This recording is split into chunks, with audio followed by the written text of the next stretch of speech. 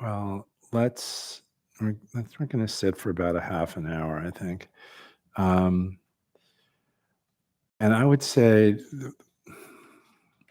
to start with, I'll probably say some stuff in the middle too, but to start with, um,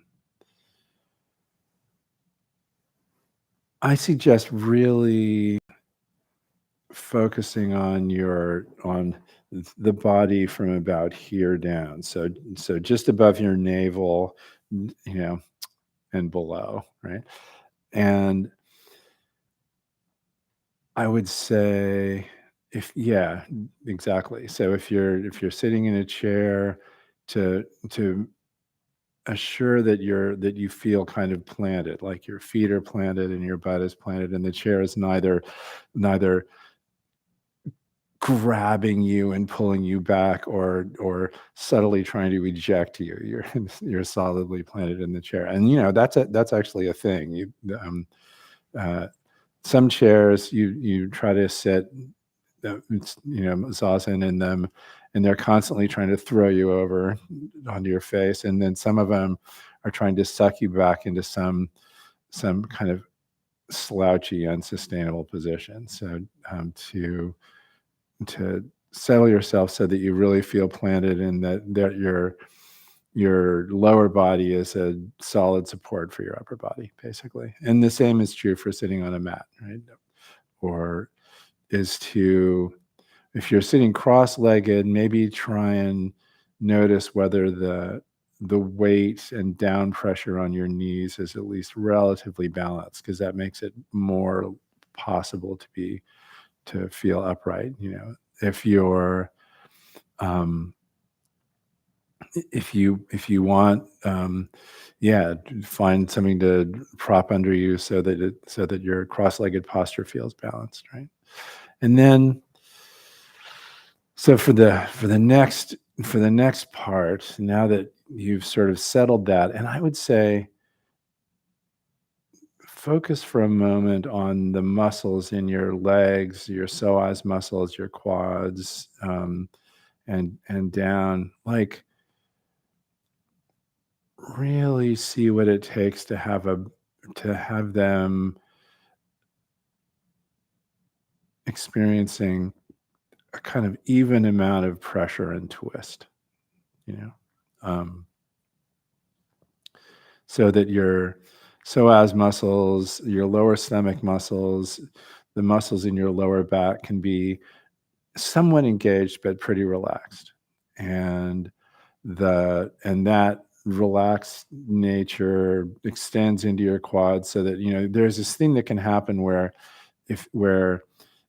your knees start to hurt because there's so much from this part of your body, there's so much pressure or pull on your quads that they start pulling on these joints down here at your knee, and it's mysterious, but it sometimes works that way, right? So really focus on having a kind of relaxed, solid feel in your lower body, right? And right above that, there's your hara, sort of right, about an inch and a half, maybe 2 inches below your navel, right in the middle of your body. It's this sort of the bottom of your diaphragm. And I would say you can do this thing to kind of solidify your lower body posture, where you slightly tighten your lower stomach muscles, bring some focus and a slight amount of tension to your hara, maybe slightly contract the muscles in your pelvic floor, and then breathe out. And when you breathe out, you can sort of gather all the tension in your lower body and place it here at your hara, and let your legs and your psoas muscles just kind of spread out and ease out. It's like this part of you is focusing your lower body posture. So try that a few times. Just breathe out with a little bit of tension. Watch what happens. Imagine your legs like spreading like a pancake dropped on a skillet before it completely solidifies, right? If you could stand that metaphor. It's kind of like that. And then they solidify, right? And along with that, try rocking left and right. Find the place where gravity grabs you on either side and find the middle spot right in between those. Similarly, find the forward and backward point of balance, and then just stick there.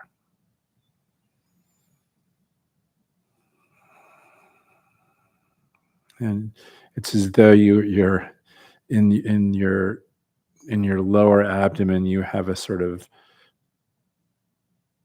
cantaloupe that's the control surface for the whole posture, basically.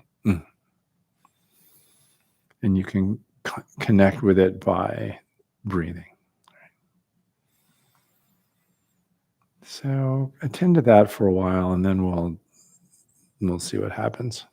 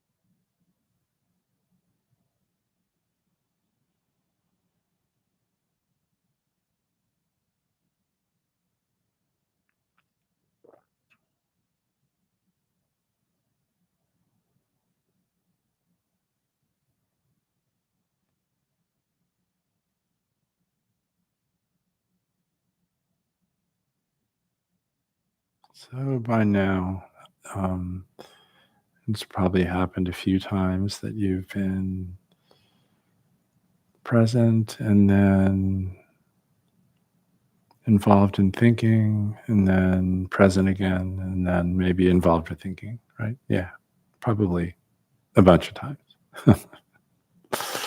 because that's kind of the way it works.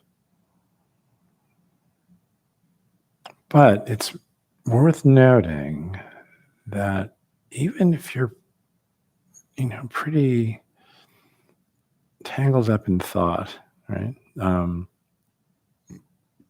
Sometimes that happens when you're tired. Sometimes it happens when you've had a big involving day. Sometimes it happens when you're going to have a big involving day, right? Etc. Um, even when you're pretty tangled up, you're there's something about your internal process that regularly checks in with um, the body, the contents of your sensorium, and with presence, with being here, right? And that probably has some value, right? Certainly has value when you're driving a car, for example. But the request is when you're sitting to really, in a not too dramatic way, in a kind of subtle way, to really inhabit those moments when you become aware of something about your body, or you just become aware generally, right? Um, you're essentially riding on this natural tendency of your body and mind as a way of exploring the relationship between simple, naked presence and ruminative, self constructing thought. Those two things have a complex relationship, and the the entryway to exploring that relationship is actually presence in your body, right? To be here and inhabit the posture, to be aware of your breath, to notice the ways in which your posture might be a little bit less comfortable than it was when you started out, and maybe explore that a bit. Maybe even change your position a little to balance it out. But mostly just to be present in your body and let your sense of proprioception, but also the other senses expand and take their kind of natural place in your awareness. And then explore what that natural place is, because it's actually quite complicated. It's not like you're continuously aware of everything. There's this strange transactional thing that goes on with sensing. So just to notice all of that, to be curious about it, to feel the underlying um, tone of being present in that way in your body, and watch what happens.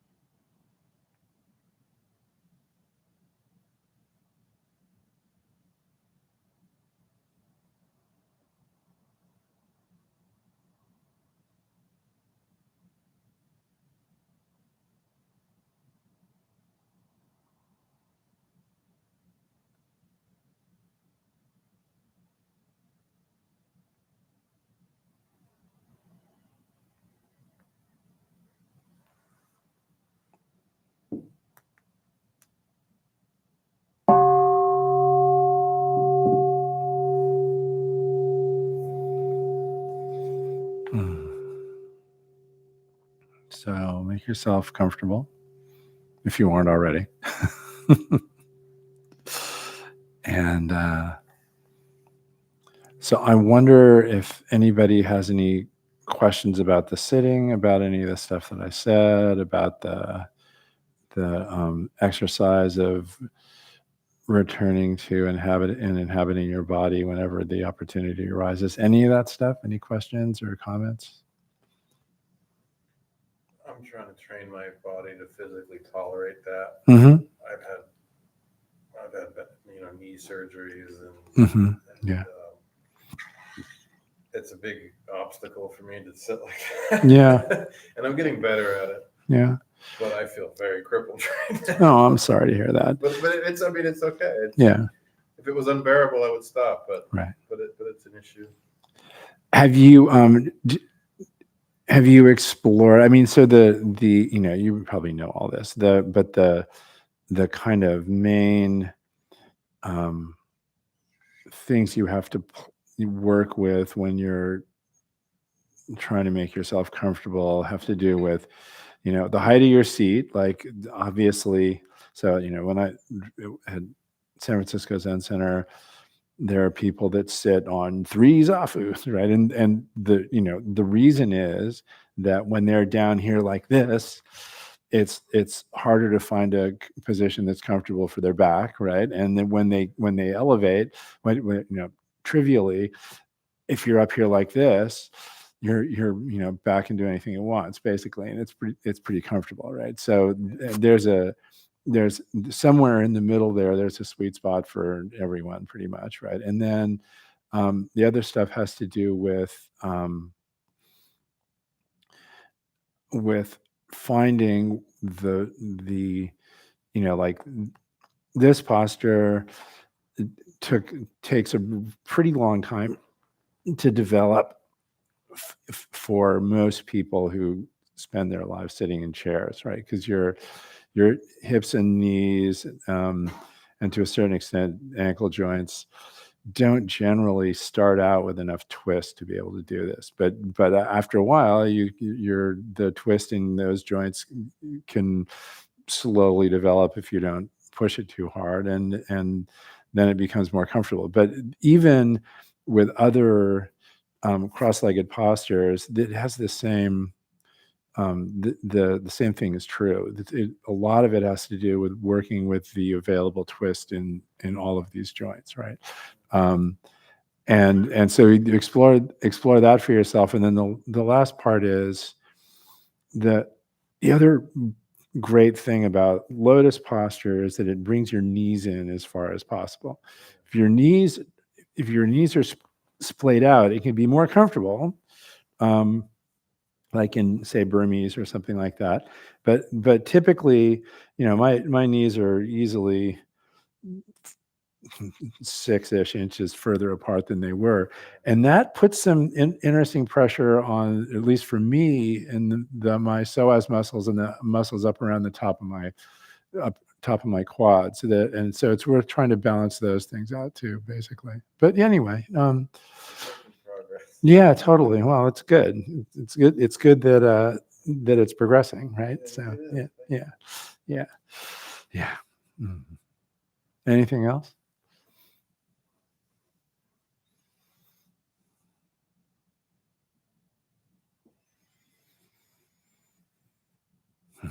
Well, here's what I was going to talk about. So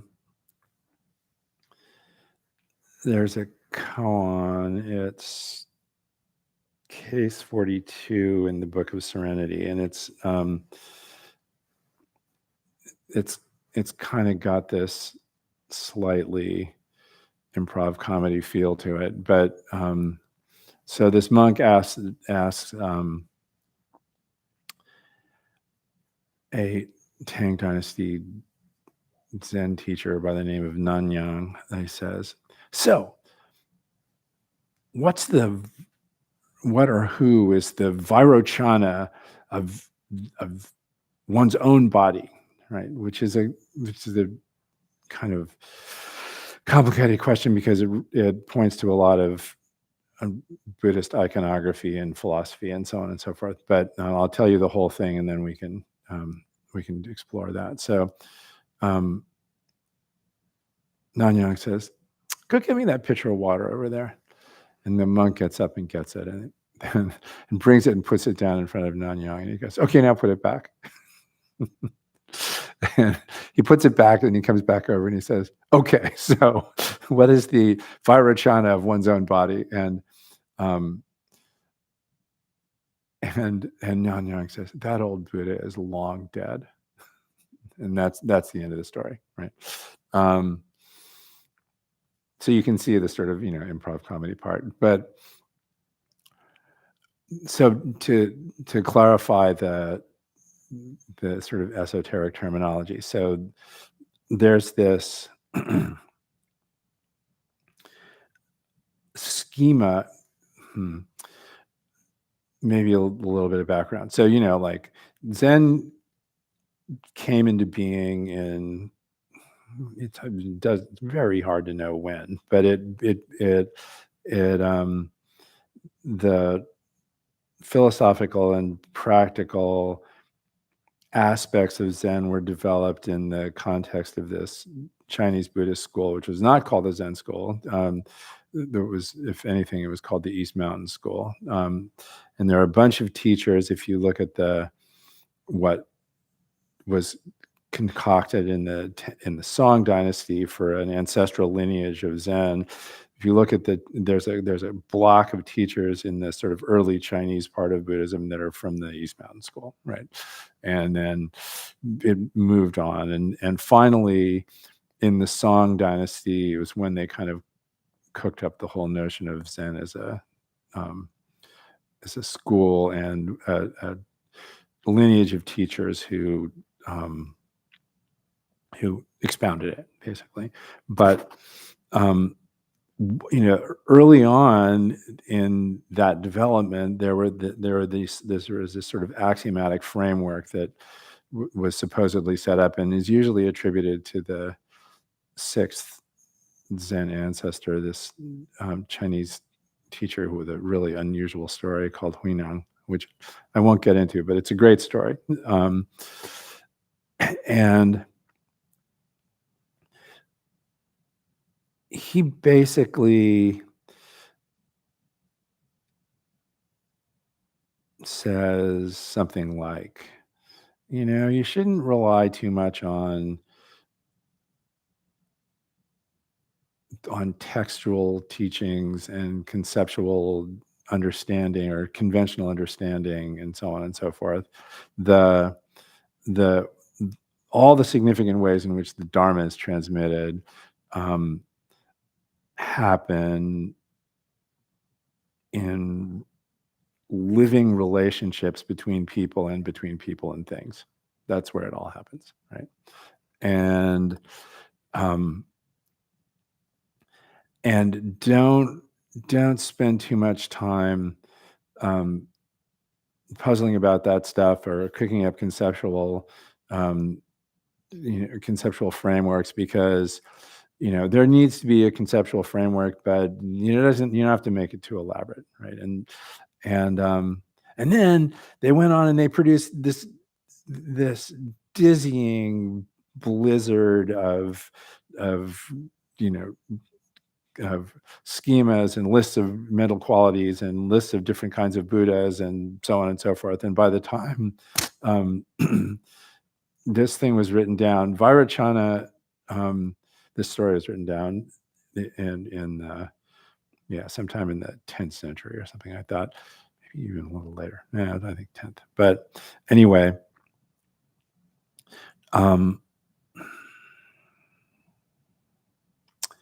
Vairocana was an ancient Buddha that lived in a era before the era of the historical Buddha, I think, and he represents in this other scheme, the three bodies scheme, that I'll cover in a second. He represents the sort of absolute reality body, the body of absolute reality, right?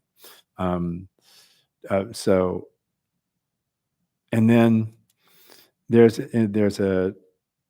another Buddha named Lochana or Rochana, depends on who's saying it, who represents this kind of interface. It's often translated as the bliss body or the concentration body. So it clearly is related to meditation and practice, right?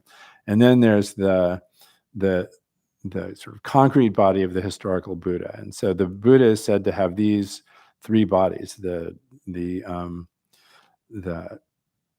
Dharmakaya, which is the inconceivable body of reality; the Sambhogakaya, which is the sort of bliss or concentration body, the interface between reality and the concrete body; and then the concrete body, which is,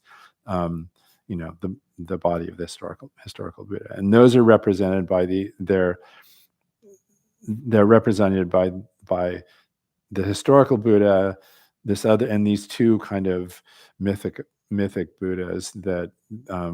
So anyway, that's kind of the story. And so what this guy is saying, it's interesting. He's saying, okay, so, the historical Buddha had this reality body, Vairochana. What's my Vairochana, right? What's my reality body, right? Which is kind of an interesting question. And one of the reasons why it's an interesting question is that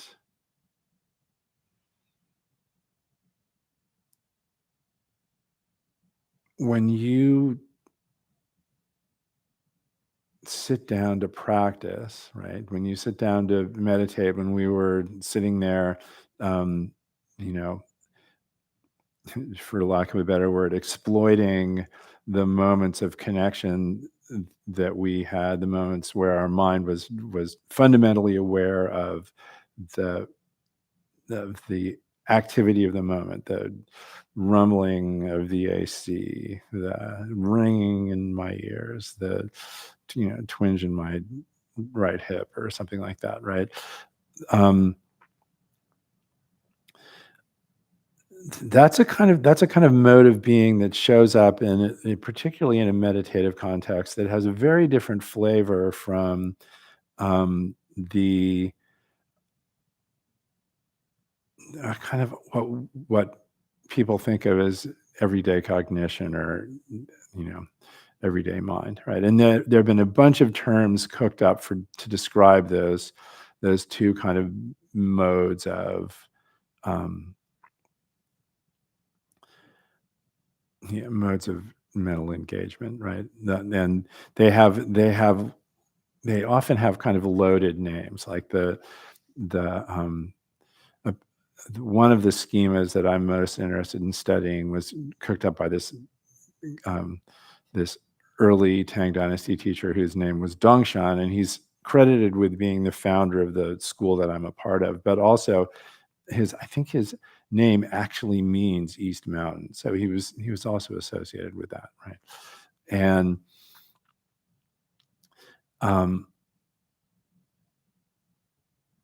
he came up with a pair of terms for these two modes, one of which is Pian, which means crooked, and the other one of which is Zhong, which means straight or upright, right? And so you have this and Pian applies to your sort of mind of self-construction and grasping aversion and all the rest of that sort of thing, the stuff that Buddhists have traditionally associated with suffering, right? And then there's this other mode, Zheng, which is upright or straight and undistorted, right? And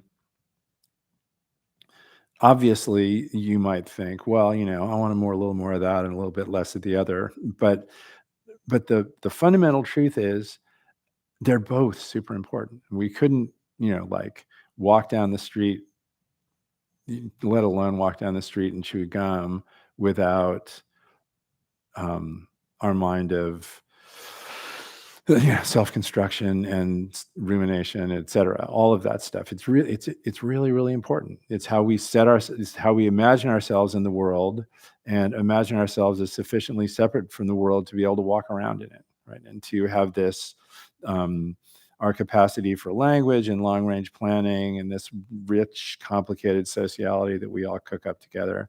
And it's what makes us human, basically. But it's also recognizably a cause of difficulty, for reasons that the whole Buddhist canon, as far back as we have a record of it,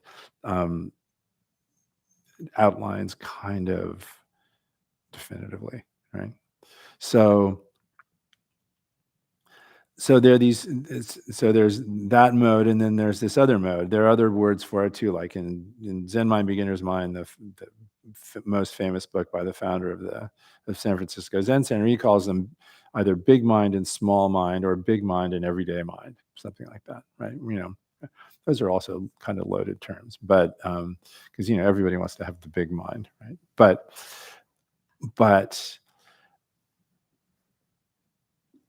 what this guy is asking is, what's my connection? What's my personal connection with big mind, right? With the mind that's not as concerned with self-construction, self-narration, getting what I want, not getting what I don't want, et cetera, all of that stuff, right? That has a kind of broad, receptive, unloaded attention, and is capable of being present with pretty much anything, actually, right? I don't know what your experience was with surgery. I've had a lot of medical interventions in the last 5 years, and my experience it was very helpful, actually, to have a mind that could be equanimous in the middle of So, man, have I had a lot of stuff. In fact, you I don't know if you can see it. I had a fairly big chunk of my face taken off just about 3 or 4 days ago, right? So, but anyway. So he's asking, what's my relationship with that? Who's my reality body, right? And the teacher just says, go get me that pitcher of water. Okay, now put it back, right? It's like he's just pointing to, and when he says, okay, when he re-asks the question, he basically says, that guy is long dead. You're here, right? You're the one that,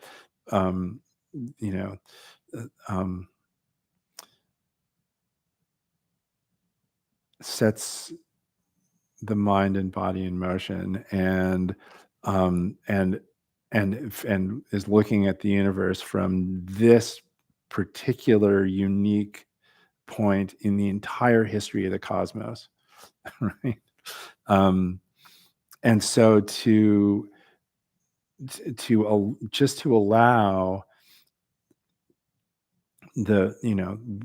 our connection with reality is that we're entirely constructed by this massive chain of causation, that sort of river of causation that stretches all the way back to the Big Bang and covers the entire universe, right? In fact, I have a shirt that says that.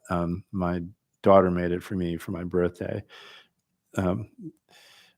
The first part of the acronym is YOLO, so it's you only live once, and then the rest of it is, but your life lasts from the beginning of time to the end of time and covers the entire universe.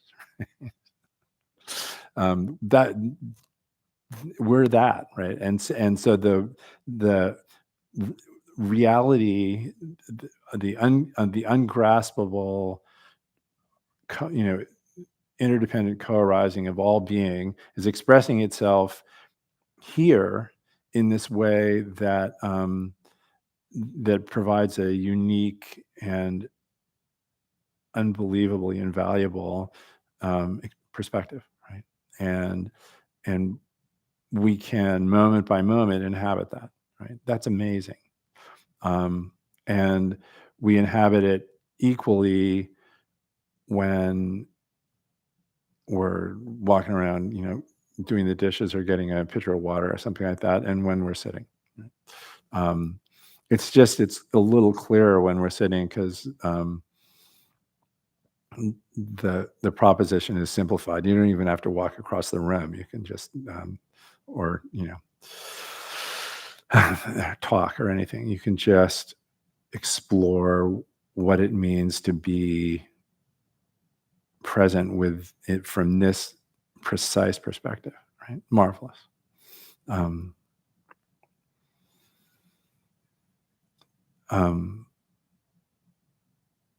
Dogen, the founder of Japanese Soto Zen, says this. He says this, and then he says, "But don't be too sure that's gonna register on you in any direct way, right? Because reality is nonetheless ungraspable.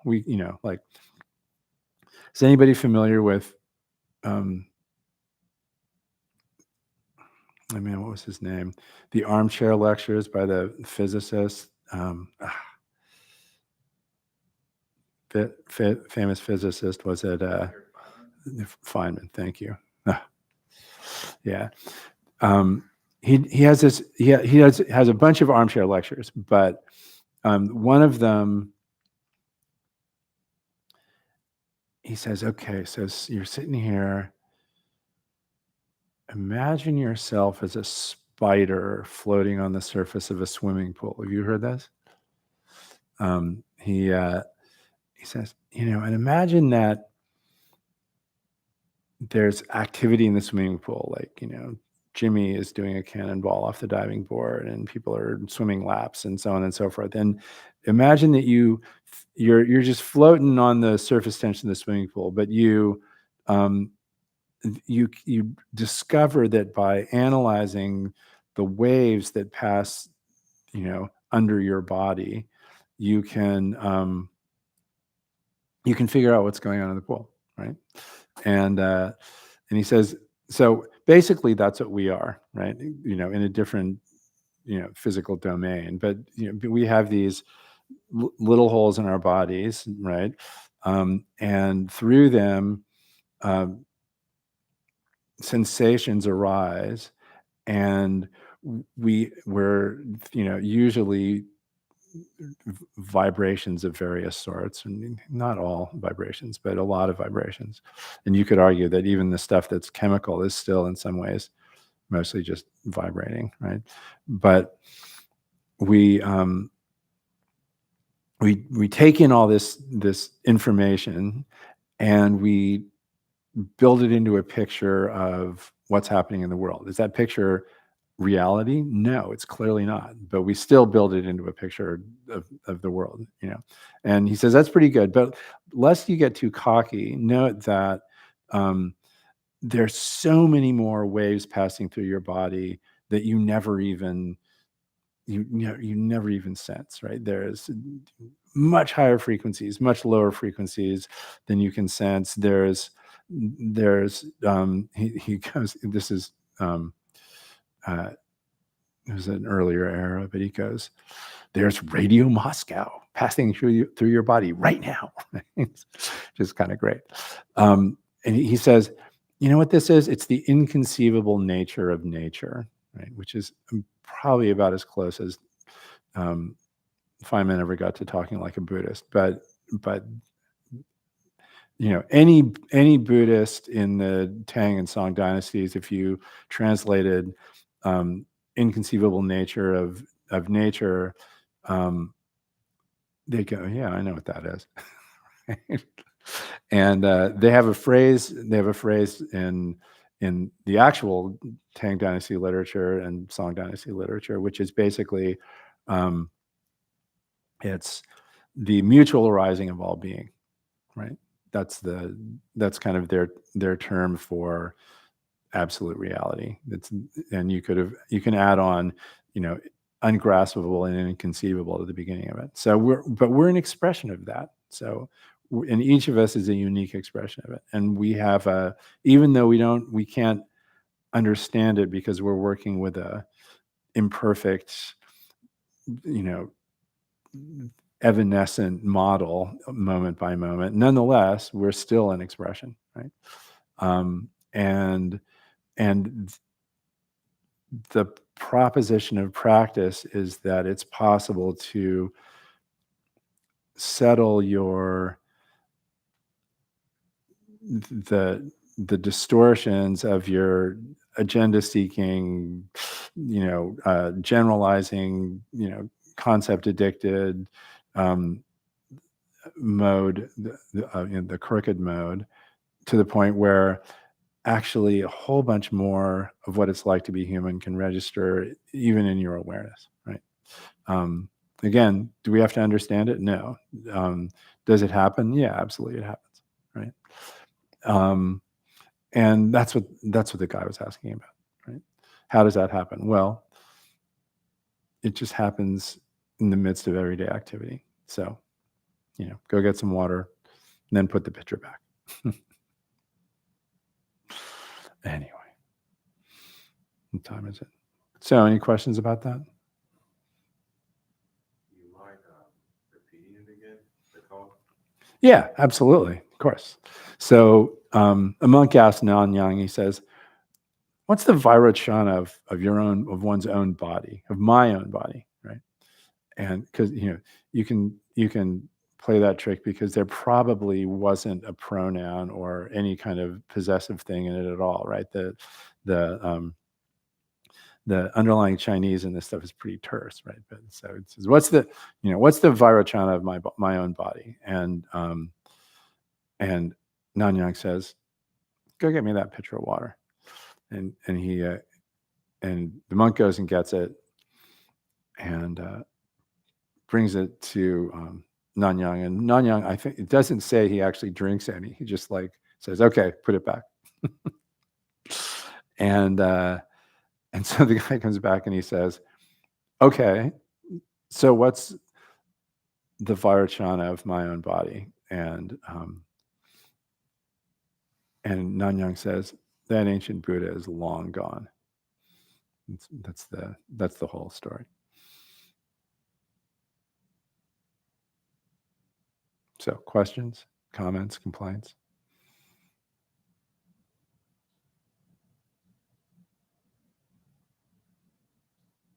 This isn't directly related to koan, but I'm curious. Is the three kayas, which normally I associate more with Tibetan Buddhism, part of Zen? Absolutely, yeah. Interesting. I'm pretty sure it's a Mahayana formalism that migrated into both Chinese Buddhism and Tibetan Buddhism, out of a kind of the story of that whole region, right? There was this sort of explosion of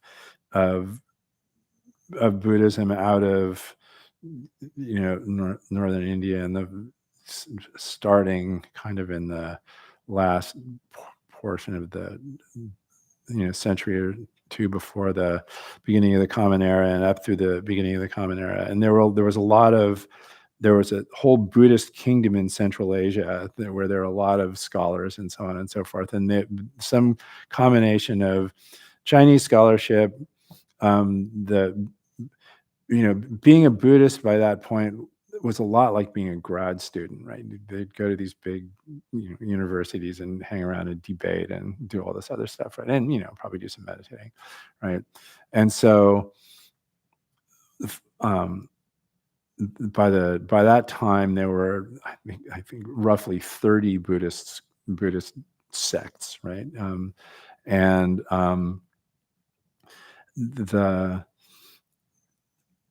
they would argue incessantly about details of the Dharma, and they'd have these debates where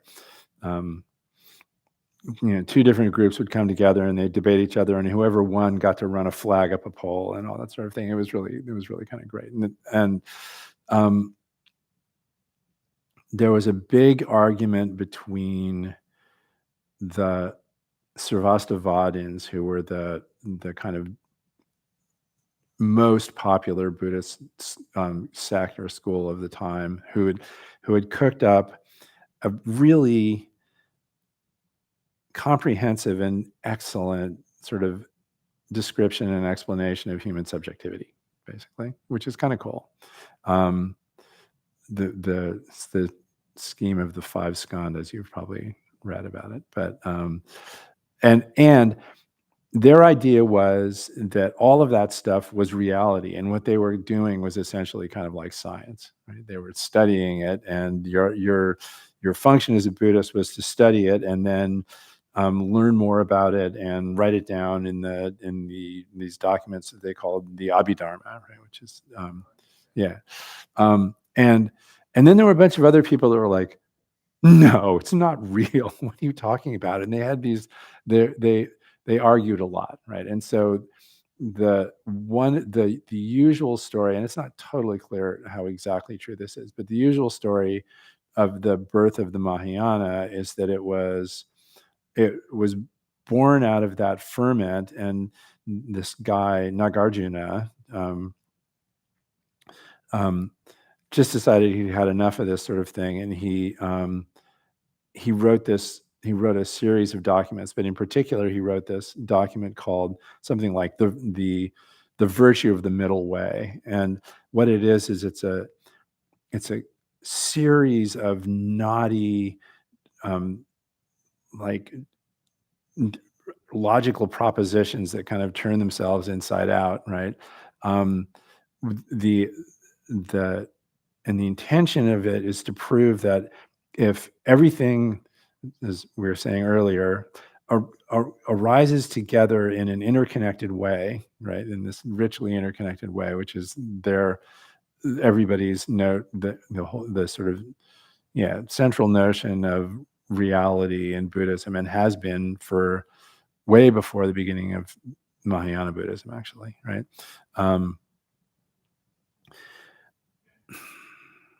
If everything arises together like that, then by definition, all of the concepts and categories that we cook up in order to corral the world really have no inherent meaning, right? They're just provisionally true, right? And he said, and what everything actually is is essentially empty of inherent essence, inherent meaning, et cetera, right? And the term he used is shunyata, which is both means emptiness, but also refers to a kind of experiential quality or meditative state, right? And so he kind of kicked off this debate about how to use the notion of emptiness or shunyata that lasted for a couple thousand years or something like that. But in any case, that brand of Buddhism was the brand that landed most solidly in China, but also became Vajrayana, right? Does that make sense? Or Yeah, the timeline's a little. I mean, I have some questions about the details, but I'm curious. Yeah. So, are you saying that Abhidhamma was compiled? I mean, what's the general timeline you're talking about there? Yeah. So, I mean, the Sarvastivadins were most active, as I understand it, and I'm not an expert on this, but in the last few centuries before the beginning of the Common Era, and they had the blessing of the kind of royal elite in northern India, right? And They so were Theravada. Theravadan is a funny term. That's a term that got cooked up much later, right? They were Sarvastivadins, and what that means is the guys that believe all this stuff is real. That's really what their name means, basically. And yeah, I mean the Theravadan scriptures were written down literally 600 years later. Yeah, because that's what I was trying to reconcile. Yeah. The Pali canon and Yeah. everything. Yeah, exactly. It's 600 or maybe more, right? But yeah, so these people, the Abhidharma was, again, it was a kind of, honestly, kind of a science of mind document, right? I mean, you've got, Right? yeah, exactly. That's right. Yeah, it's often talked about as Buddhist psychology, but but they have these incredibly detailed charts of the 27 stages of a thought or something like that. Right now, it's kind of amazing, right? And as a description and explanation of human subjectivity, it's not bad, right? It doesn't it still is easy to carry around and doesn't and still kind of useful, actually, in terms of at least attending to and explaining your own experience as a subjective subject. So yeah, so the problem is that the written record of all this stuff is very sketchy, and the only way we know about most of it is either because of translations into Chinese or translations into Tibetan of all the significant works that we have have a handle on, and a lot of those happen much later than the era we're talking about here, right? So anyway, and when people point to Nagarjuna, for example, right, like, what does everybody know about him? It's mostly mythology, right? Like the story is he was walking along one day and these snake gods came up to him and said, "Psst, come in here. There's these books. We want you to publish them." Okay, go. and and and we don't know a whole lot else about him, actually, right? And he's referred to in these kind of bibliographies that started getting published in Chinese and maybe were assembled by Chinese translators, or maybe were assembled by Central Asian translators. But anyway, yeah, you know, even the koan literature and the supporting documents for the description of early Zen Buddhism, they were only informally collected during the Tang Dynasty, and the time they really got compiled into a literature was during the Song Dynasty. So that's um, easily 1,500 years after the life of Buddha, right? And well after Buddhism had arrived in China as well, right? So anyway, what else? Anything else?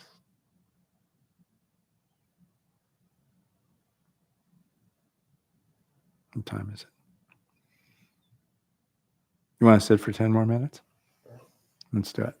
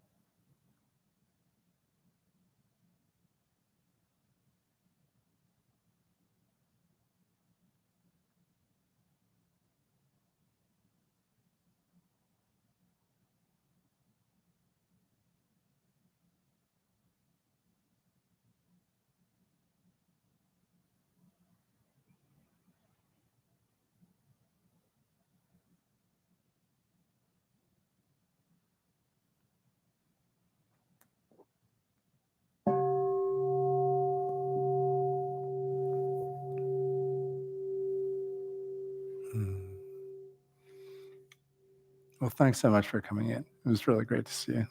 It was good. Yeah.